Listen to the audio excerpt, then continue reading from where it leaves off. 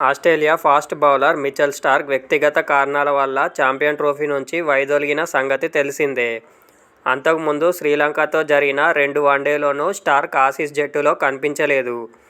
ఈ Aussies star కనిపించకపోవడంతో Aussies జట్టు బౌలింగ్లో బలహీనంగా కనిపిస్తుంది. అయితే స్టార్క్ తను ఛాంపియన్ ట్రోఫీ నుంచి ఎందుకు తప్పుకోవాల్సి వచ్చిందో అసలు విషయం చెప్పాడు.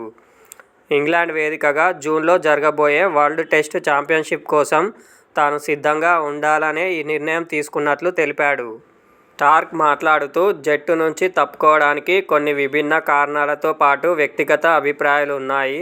శ్రీలంకతో జరిగిన టెస్టు సిరీస్ సమయంలో కొంచెం చీలమండ నొప్పి వచ్చింది. టెస్టు ఛాంపియన్షిప్తో పాటు వెస్టిండీస్ పర్యటన ఉంది. ఐపీఎల్ క్రికెట్ కూడా ఆడాలి.